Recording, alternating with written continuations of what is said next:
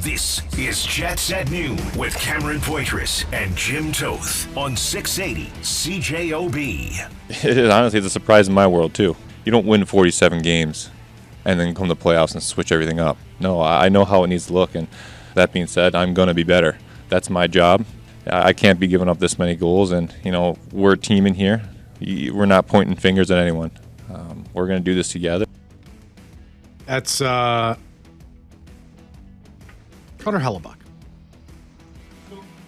So peep this, Cam. Peep it. When we talk Nick Ehlers for years, I've always said, listen to Nick Ehlers and what he says. He'll tell you himself. People say, why is he being demoted? Why is his ice time being cut? And then you ask Nick Ehlers, and he said, well, I wasn't very good. I'm not playing well. I have too many turnovers. Yeah. And I always say, listen to Nick Ehlers. He will tell you. You don't have to believe us because people are like, oh, the coach hates him or he's not getting this and stuff. Mm-hmm. So I gotta say this. Listen to Connor Hellebuyck. I don't think Connor Hellebuyck is playing terribly. I don't think he's the reason they're in this mess. But I do think he's one of the best players on this team and has to find another gear and be better. But when you listen to Connor Hellebuyck, he just told us he's giving up too many goals. So it doesn't matter if I break down the defensive breakdowns or anything else. Connor Hellebuyck says he's given up too many goals and he can save some of those. He's given up too many goals and he can save some. We always say, listen to Nick Ehlers. Why is his ice time cut? Why is he not playing much? Well, I'm not playing very well, or I'm not this or that. We got to listen to Connor Hellebuyck. He believes he can be better. Jets at Noon is brought to you by Wash Method Car Wash, 690 St. Anne's Road. VIP take on the text line and win a VIP car wash from our good friends at Wash Method, 204-780-6868. We'll announce the winner later in the program. We're coming at you live from the Boston Pizza studio to celebrate the whiteout at Boston Pizza, your go-to place for the playoffs. Schooners. I mean the playoffs. The playoffs. Yeah. We got lots to get to here. Gabriel Vilardi out skating on a line. We'll tell you which line that is. And there's also some news, a little bit of a tidbit from Nikolaj Ehlers. So we're going to give you an update on Nikolaj Ehlers as well. But right now we're joined by Murat, Jets writer with The Athletic. Hello, Murat. How are you? Hey, I'm doing well. The last person I spoke to before you guys was Gabriel Vilardi, the man of the hour. So the Jets practice was an exciting one, I think, for a lot of reasons. Well, did he guarantee a win? I'm just kidding. So what? How did it go? He's just going to take it one shift at a time, do all of his... Of course he is. No, it's good to see him back on that top line with Kyle Connor, with Mark Scheifele, playing the game that they made their staple for so much of this season. He was on the first unit power play as well. He is a number one weapon on that power play. His hands are great. His vision as a right-handed player beside the net, that's what makes that thing go.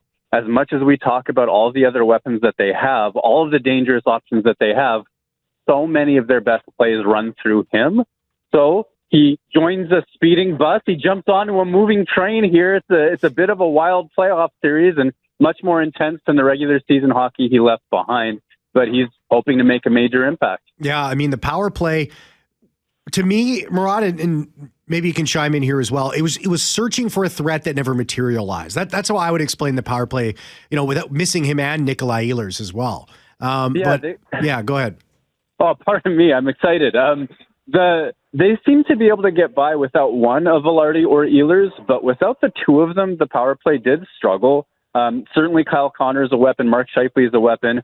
There was a pass and a play that they found for Cole Perfetti about 2-3 times, including the seam pass that Scheifele made to Perfetti on that goal that was not a goal, the one that Binnington caught and they ruled wasn't a goal. But they hit that play a couple of times. The difference between that, though, and what we saw during the regular season with Gabriel Vilardi essentially quarterbacking the thing from beside the net, is instead of having that one option, they had several. And that's the difference. And I think that bringing him back is an enormous upgrade. The only thing you could ask for at some point is Ehlers, whenever he does return, should it happen, and the puck retrievals and the speed that he brings. For now, getting the quarterback beside the net back is an awfully big deal.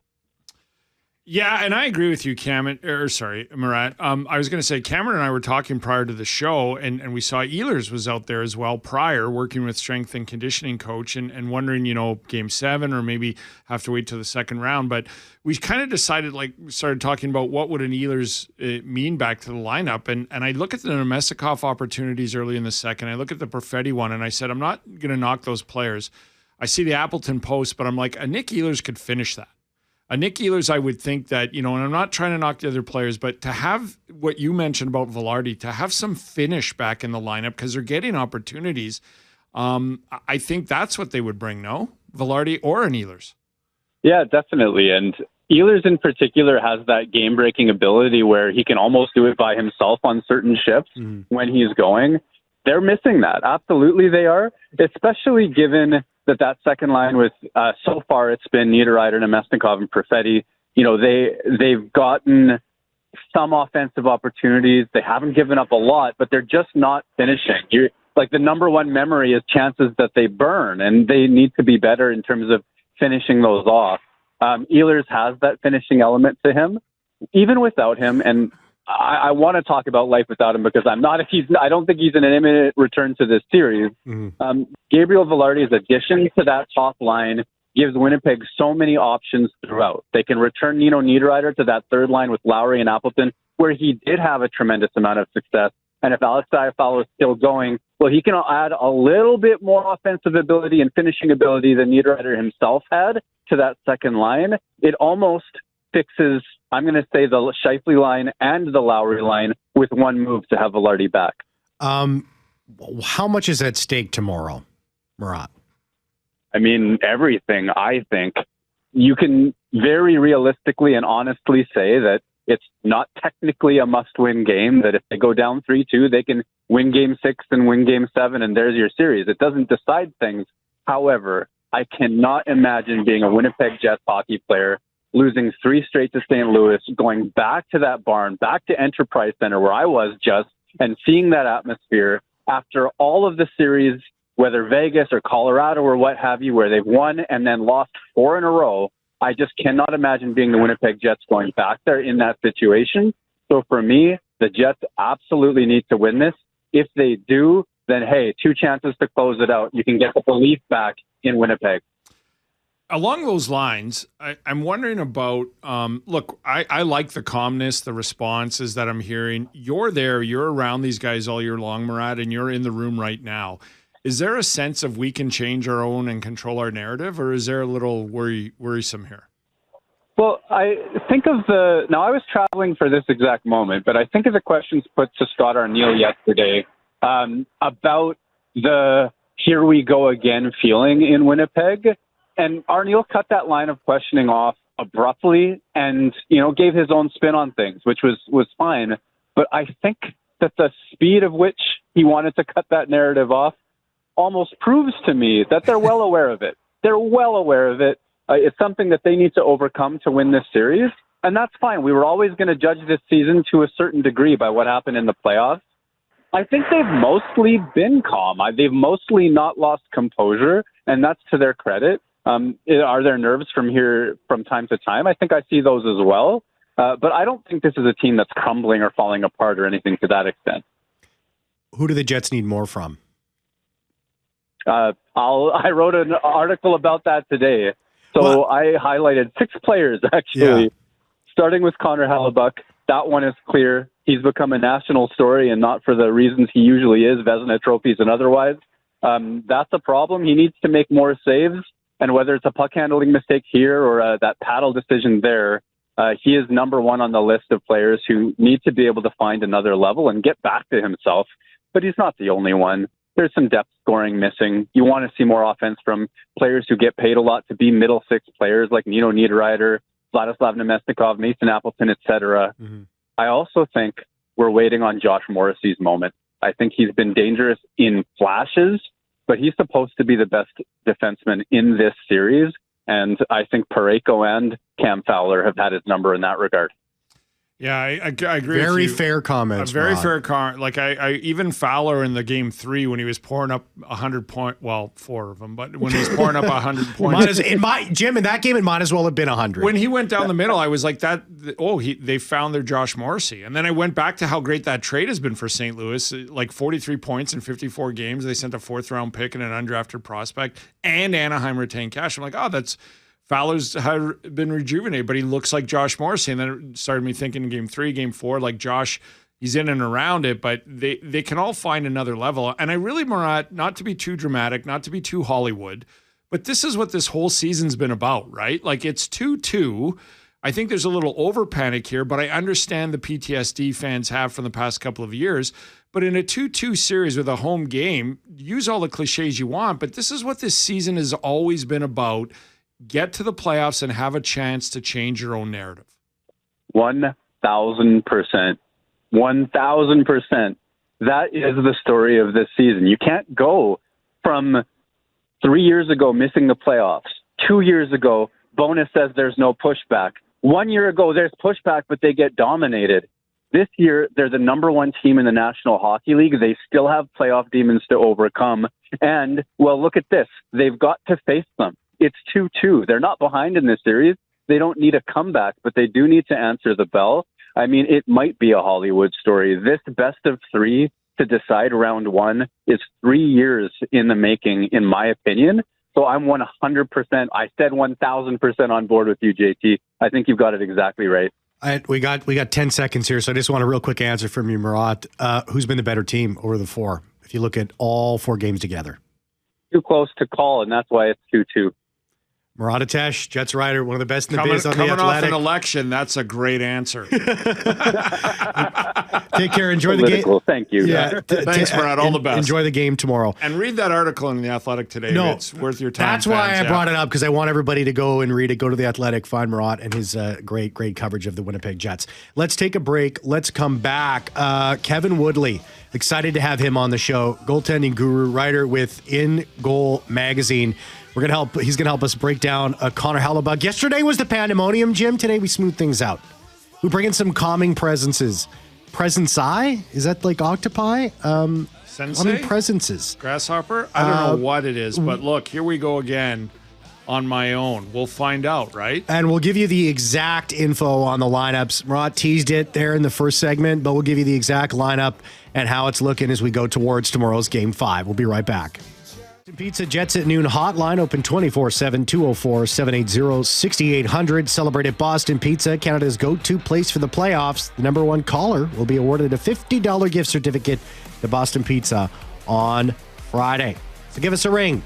Connor, Scheifele, Vilardi on the top line. Iafallo, Nemesnikov, Perfetti on the second. Niederreiter, Lowry, Appleton on the third. Tanev, Barron, and Jared Anderson Dolan sticking around on that fourth line. Morrissey, DeMello, Samberg, Pionk, and Logan Stanley back with Luke Shen. Speaks to Jared Anderson Dolan and the job he's done. Yes. Literally coming in at the end of the season and earning himself staying in the lineup. Stanley back. Scott O'Neill mentioned bumps and bruises. But look, Vilardi back. What's at stake? We're going to be live at Canada Life Center tomorrow, so we'll find out. But really excited for our next guest in our next segment.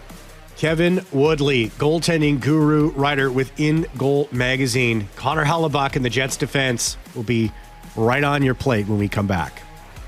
This Noon is brought to you by Wash Method Car Wash, 690 St. Anne's Road. VIP take on the text line to win a VIP car wash from my good friends at Wash Method.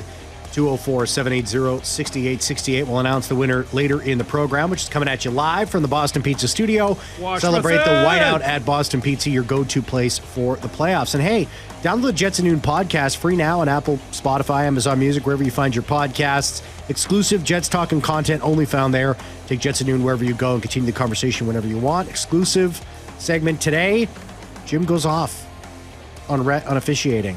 So you're going to want to hear that rant. I officially think that as much as we debate the level of officiating, the good, the bad, the non-calls, the too many calls, all that, I finally think it's caught up to the National Hockey League and cost the team a game last night. We will get into that in the exclusive portion of the podcast. Before we bring Kevin Woodley, goaltending guru, writer with InGoal Magazine, I just want to play this clip leading into this conversation? Yeah, I think there is a blueprint of how teams want to play us. That being said, it's not like we don't have an answer for it. We're going to continue playing our game, and we're going to play for a full 60. I believe in that game. I've played in this league enough to know that game can work and it can win. The worst thing we can do is go try to tinker and mess what we have and what works for us. Now that blueprint that Connor Hellebuyck's talking about, take away his eyes, pound the puck in from the blue line, look for tips, work for St. Louis in 2 games. It worked for Colorado essentially all series long too as well. Connor Hellebuyck agrees with that. Kevin Woodley joins us now. Hey, Kevin, thanks so much for joining us. Appreciate the time. Yeah, my pleasure, guys. Thanks so welcome, much. Kevin. Appreciate it. So this has obviously been a hot button conversation over the last couple of days. Actually, it's been for years now. Looking at Connor Hellebuyck and his stat line when things change over from the regular season, where he's a perennial, at least Vezina finalist, going to be likely the back-to-back winner here this season. What changes in the postseason, and how much of this do you believe is on Connor Hellebuyck himself? Well, I went through the numbers last year, sort of as the conversation around him shifted, and I know there was some frustration there in the market with, how he felt about his game and how honestly he answered those questions after, such a convincing pounding by the Colorado Avalanche. But what I found was some of the key areas that the Jets did so well at defending in the regular season last year disappeared in the playoffs. I think of slot line plays, east-west plays across the middle of the ice, and again, screens, traffic, broken plays off of pucks, hitting bodies caused by screens and traffic. Like, those were all areas that they were really good in the regular season, and they dropped to 16th out of 16 playoff teams in that first-round series against the Avs. So it was, pretty clear that wasn't just on Connor Hellebuyck. Like, the things they did well defensively in the regular season disappeared or were taken away completely by the Avs. That hasn't been quite the same case in this playoff series so far, with one exception, and that is broken plays in the last 2 games, and I'll get to that in a sec. But for the most part, like screens, they were the 5th best team in the regular season at sort of the type, the amount of screens that they gave up. Now, they're 12th out of 16 playoff teams so far, but the actual rates haven't shifted significantly. Yeah, I mean, in the playoffs, teams are creating one more chance and not even half an expected goal more off the screens. The difference is they're going in. And similarly with broken plays, they were the 8th best team in the NHL in the regular season at not giving up broken plays. They're 5th out of 16 playoff teams overall after 4 games. But what's interesting is of the 8 chances they've given up, so about 2 a game, about half a goal expected per game, 7 were in games 3 and 4 in St. Louis. So that concerted effort you've seen by the Blues to not only get in his eyes, but to then win the battles in the chaos moments that inevitably creates. Because, listen, there's a difference between a rebound and a broken play. A rebound hits the goalie. He feels it. He should know where it's going next. A broken play hits something in front of him. Really hard if you're not tracking the initial shot to sort of react to that secondary chance because it never got to you. It hit something else on the way in. And so the Blues have done a really good job in the last 2 games of creating those types of chaotic broken plays and winning the battles to create chances out of them. And at the end of all of this, Hellebuyck had success relative to expected in the regular season, significant success against both screens and broken plays. So his numbers were well above expected in both categories. Expected being, what the average goalie stops on those types of chances around the league. In the playoffs, both screens and broken plays especially, they've got 5 goals off 8 chances.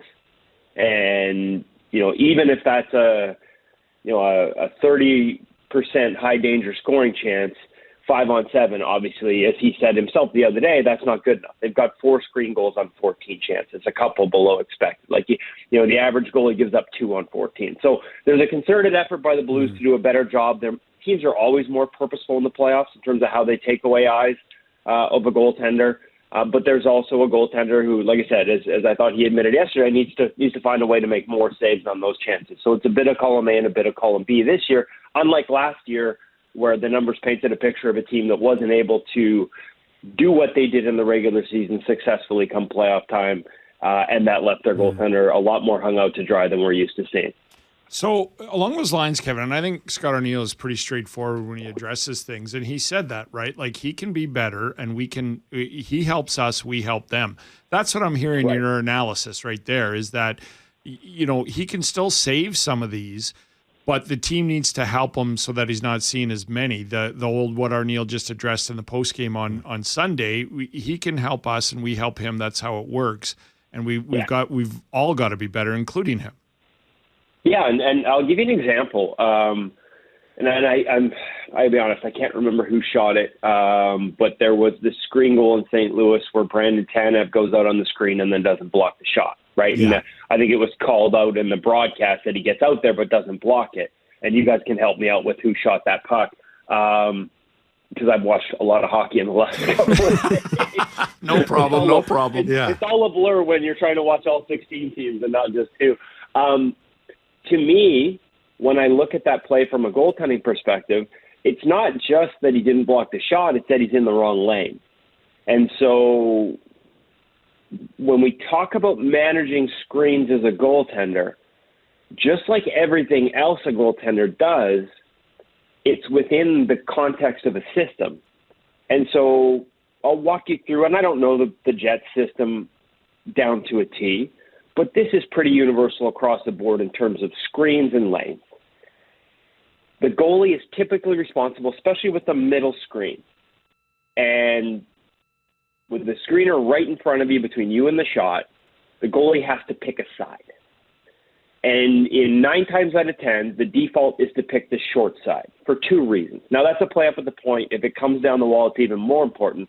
The path to the net for the puck is shorter on the short side than it is on the far side. In other words, the puck has to travel further. So if I get a short side eyes around a screen and the guy shoots it to the other side of the screen, in theory, I've got more time to get across that screen and react to it. The key is seeing the release. There also tends to be more bodies in the middle of the ice. So in other words, again, I'm picking the short side lane because there's better chances of it hitting something in that far side or middle lane. And most systems ask their shot blockers or a flexing forward coming out on those shots and those scoring opportunities to also be in that middle lane, knowing that the goalie's got his eyes on the short side. Yes. So to me, it's not just about not blocking the shot. It's about, hey, within the system, are you even in the right lane to start with? Or in that case, I thought he went out in the short side lane, and that creates a layered screen for the goaltender. Now he's dealing with the guy in front of him, and he's dealing with his player creating a double screen out there. Now, if a guy hits the corner of the net, like if the shooter hits the top corner on a layered screen in the NHL over the past 2 seasons, it goes in over 40% of the time. That's more than a breakaway. So a lot of times we think of screens, there are things you can do differently. There are things you can do better. But if you create layered screens on your own goaltender and then the guy hits his spot, like these are high danger scoring chances to a degree I'm not sure the average public appreciates. And that's why I like that, if a guy hits his spot, we see it here in Vancouver with Hughes all the time, walks the line, puts it in the top corner, either side, blocker glove, through a layered screen, so 2 layers of traffic or more. It's a better scoring chance than a breakaway. And I'm not saying the Blues are doing that with all of them, but just to give everyone context that, yeah, that shot's coming from a distance, but if you do enough disruptive things in front of the goaltender, it's a hell of a scoring chance. Yeah, and that was the Tyler Tucker goal you're talking about. Yeah. It was Tanev was up high, and then actually Morrissey comes across the crease, and he actually screened Hellebuyck on that goal too. But that's a great analogy there, Kevin, of just that's a higher scoring chance than a breakaway. It sounds right, but I was totally unaware of that. But here's the other thing I wanted to address with you, Kevin. We're running out of time, but I did want to bring this up. Yep. Everything you're telling me leads me back to a post-game clip that I don't think enough people are paying attention to from Mark Scheifele. When he was asked about why they're getting more of these chances than not, he said their defense is allowed to have their eyes up and find the right lane. We have to get out there faster as forwards. And I'm paraphrasing, but it made me think, and when I thought back to this series, that the Jets don't have time and they're throwing pucks at the net. The Blues have a little bit more time and are finding lanes. Like Scheifele was basically saying, we've got to pressure them so they don't have time to lift their eyes and find the right lane. And that's kind of what you're talking about, right? Is the right lane compared to just a lane. Yeah, absolutely. And, again, I haven't done a system breakdown or anything to that degree, but it's an interesting comment and something I'll keep an eye on, sort of moving forward. But if you give shooters a chance to pick where they're shooting, and we'll go back to the Tucker goal as an example. I don't know if he had his head up or not, but certainly being able to look and see the timing of Morrissey, and I'm assuming going through it, there was a forward he went through that lane with. Right? Like you're usually pursuing a forward, and that's called a flash screen or a moving screen. And it's one of the most difficult for a goaltender because really easy on a stationary screen, like I said earlier, to pick a side. Well, now that screen's moving, and this is the degree of interplay between shooter and forward in the NHL. And I saw this in Vancouver. JT Miller and Brock Besser were exceptional at it 2 years ago, like 17 goals created by Besser screens. And what they would do is the timing of the movement through the goalie's eyes and the timing of the release was interplayed. So that if that screen, if Hellebuyck got a short side eyes on that one, and the player starts to come through the short side, now he's got to pick. Do I keep trying to hold short side eyes to the point where it almost pulls me out of the net? At what point do I switch to the other side of the screen to try and see it in the middle? If you can time the release as the goalie is switching sides behind the screen, you've now taken his eyes away off the release of the puck on the blade, and that is the most important piece of information that every goalie will tell you they need in order to have a chance to make a save. And in the case, again, because we're seeing a lot of broken play scrambles, make a save or track a puck and know where it's headed. So if it hits bodies, at least I'm shifting and moving in the right direction. And all of this, ties back to what makes Connor the best goalie in the world for the past 2 regular seasons is his ability to read the game and process and connect the patterns of a game. It's not just about seeing the release, although his patience off a release is amongst the best in the game. But the comparison I made earlier this year in talking about his game was we used to say that Dominik Hasek had a brain like a computer and a body like a slinky. Connor has the brain like a computer, but he doesn't use the body like a slinky. And so there are actually physical limitations in his game. Like he doesn't have a wide butterfly. He's not explosive. That's part of what makes what he does so incredible. But when you take a guy who's so good at reading and anticipating the plays, and you reduce it to chaos where so often he's not able to see the release. I'll even take you back to the first game. There's the goal, I think it was Kyrou from the point, and everybody said he was deep, and he was flattened out. I am pretty sure, I'm willing to bet that in the video review, when they looked at that goal after, the reason he retreats and flattens out his right side is because he saw Jake Neighbors coming to the back door, and that's the play he anticipated happening. Nobody reads the game as well as Connor at this level, but there have been times in these playoffs where it looks like he's almost a step ahead rather than handling what's in front of him first and foremost. And there is a super fine line between reading and anticipating and getting caught cheating. And that one's an example where I think he flattens out expecting a backdoor chance, and it gives him less of a chance on still a damn good shot with traffic from Kyrou at the top. So there are little elements of that when he's on his game, those reads are so perfect we rarely see a mistake like that. I think of Robert Thomas as the trailer cutting through the middle of the ice in the last game in St. Louis, and you can point to the turnover and then the Connor turning it over and then not getting back with Robert Thomas to creating a breakaway. But if you look when Thomas cuts into the slot, Connor actually shifts to his left, to his glove side, anticipating. I don't know if Thomas just faked him or what it was, but he thought that puck was going to his left. He starts to lean and shift that way, and it leaves him with no move back to the other side. And again, that fine line between being one of the best we've ever seen at reading the game and when that line, that anticipation slides over to, cheating's way too strong a word here, but being a little early in those reads, it can become very costly. And, Kevin, we got to go here, but I just want to ask you real quick. Do you think it's nerves or pressure, perhaps, that he's just anticipating things a little bit too quickly? That I can't say. I can't see into his head, and I think Connor's been through, the belief he has in how he plays is part of what makes him so special. And so I suppose if you have that chipped away at a little bit, it could do things to you. For the most part, though, those are two really nitpicky examples, especially on the breakaway one. So to me, I think that's a stretch. Like, I would not be surprised at all if he comes in and locks it down, especially if he gets that support in front of him in Game 5 tonight. Sometimes this just happens and you need to take a step. I hesitate to sort of say it's anything between the ears. I see things between the pipes that are just being exposed. And listen, 7 broken play chances in the last 2 games, and the numbers that have gone in. You've seen it. Pucks off the butt, things like that. There's an element of just breaks not going your way in a short sample that if you keep doing the same things, those pucks have hit you all season, they'll start to hit you again. Yeah, Kevin, real quick, one-word answer to you starting him game 5 and Game 6, no matter what happens in Game 5? Yeah, absolutely. Just look at the track record, what he's done, Vezna's, even at the Four Nations, I know they didn't win that tournament, but that's not on him. Yeah, my belief in him is very deep. I am starting him in both. Yeah, no offense and no disrespect, but he's not Stuart Skinner. I'm starting him. Yeah. Kevin Woodley, goaltending writer, expert, guru, InGoal Magazine. Check him out. Kevin, awesome stuff. Thanks so much for joining us. Appreciate the time, guys. Yeah, thanks, Kevin. Always so great having you on. This was phenomenal. We'll be talking again, that's for sure. We'll be right back. Great stuff there. Yeah, we'll be right back. Noon with Cameron Poitras and Jim Toth on 680 CJOB. Lots of love for that interview. If you missed that conversation with Kevin Woodley, the goaltending writer guru from InGoal Magazine, I highly urge you to go back, download the podcast, Jets at Noon, Apple, Spotify, Amazon, wherever, and take a listen to that conversation. Tim says your last guest was listening to a PhD in goaltending science. Good interview, guys. Keep it up. Tim says, congratulations, that may have been your best guest ever.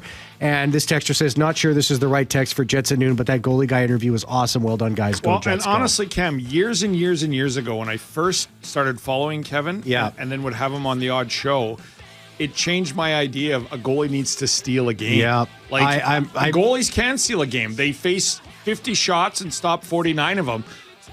But he can't steal a game when facing 23 shots under those dynamics that Kevin just pointed out. He totally took my mind to another level, too, there on that. Changed my mind on the quote of steal a game. I learned tons. Miss your chance to get your thoughts on the show today. Call the Boston Pizza Jets at Noon hotline, open 24/7, 204-780-6800.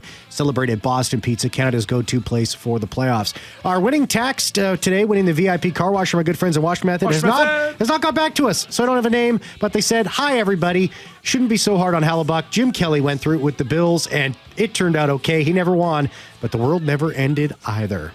I don't think it turned out all right at all. Ask Jim Kelly. You got to win. Thank you, Forte. Jeffrey Forte, see ya.